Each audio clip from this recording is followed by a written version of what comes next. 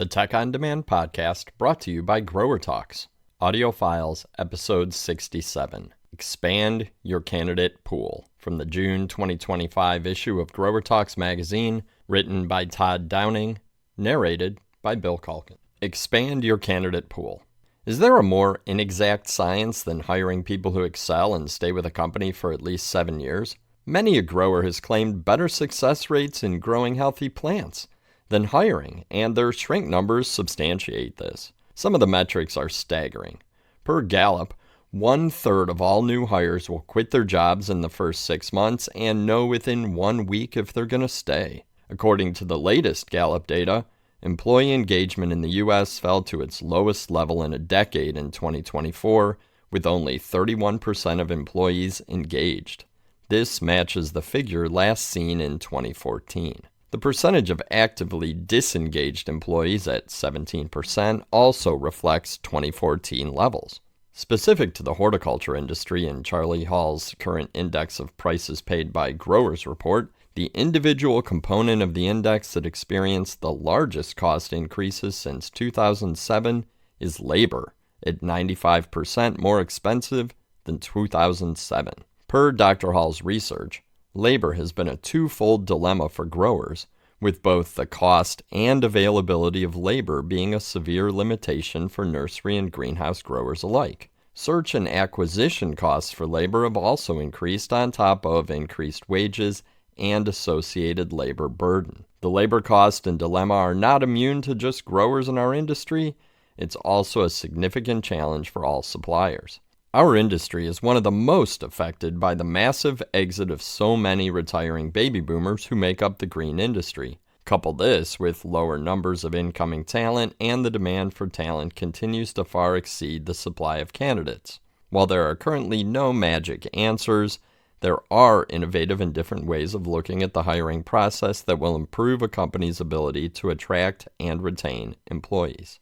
The obstacle. Much of the issue is based on how one defines the talent pool. Hiring managers tend to select candidates only if they have the exact pedigree, experience, and knowledge required for the position. Usually this means they want a sales candidate's book of business to come with them, which, by the way, salespeople with that book of business make up the vast majority of those retiring. For technical, grower-related roles, they want candidates to make a parallel shift into the same role they're leaving so that the new hire is turnkey with extremely low training needed. However, this isn't the 1980s. Candidates today are much more career-savvy, and they have choices both in and outside of our industry. To add another layer of complexity, many business leaders are stuck in two camps: clone the current aging employee population or hire the younger generation. In cloning the current aging employee population, hiring managers want someone who's done it before in their industry and, if possible, for their clients or clients' competitors.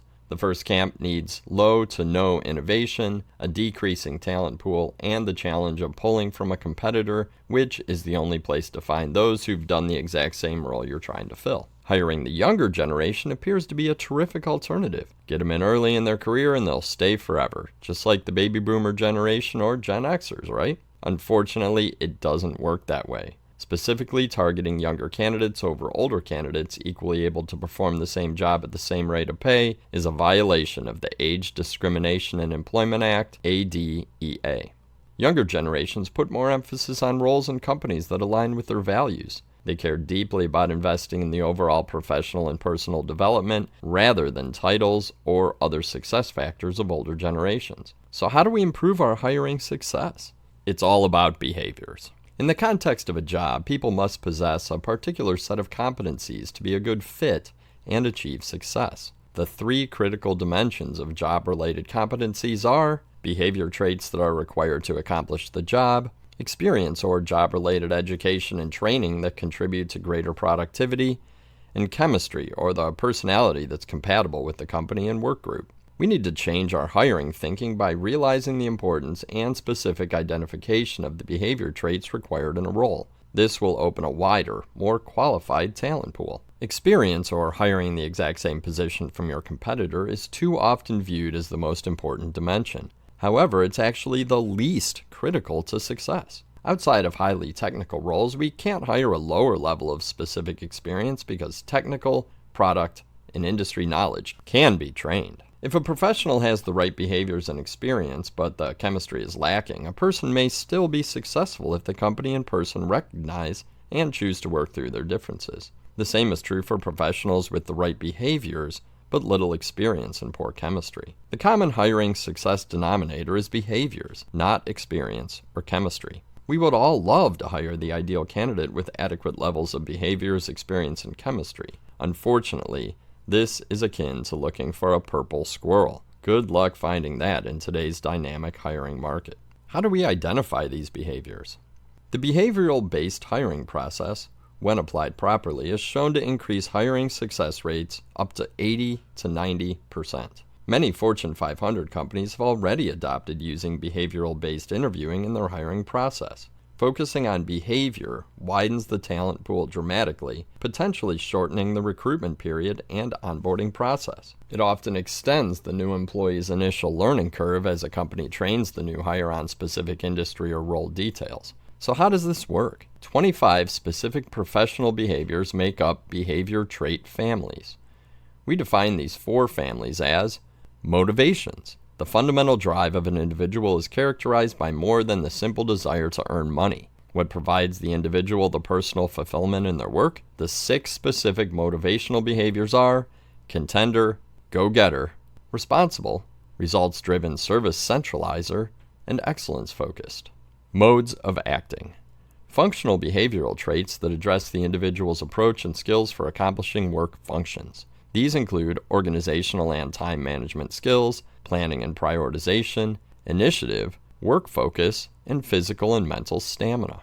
8 behaviors part of modes of acting are coach, investigator, miner, passionate, planner, solution-oriented, tactician, and visionary.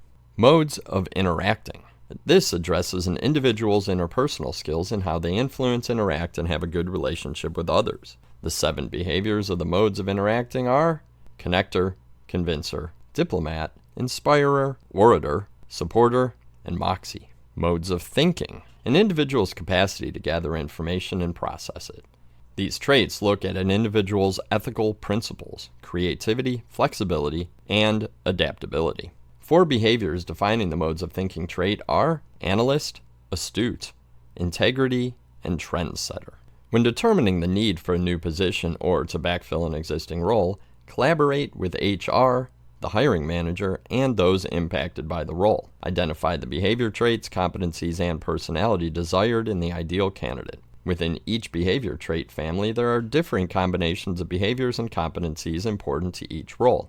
It's easy to state, well, all are important to one degree or another, but take time to accurately identify and rank in order of importance the top 8 behaviors necessary for success in a position and fit to the company culture. Once identified, you'll be able to develop specific questions and observations to assess how closely candidates embody these traits. For example, let's focus on the questions and observations when assessing the tactician behavior, one of the most common behaviors companies identify as a number 1 behavior for a head grower position. Management trait is tactician. There's a realistic awareness of the entire human, technical, and support resources at hand. When a project or campaign presents itself, systems are already in place to bring the best resources to bear upon the objective. Scenario building and development of alternative plans are the natural way of operating for the skillful tactician.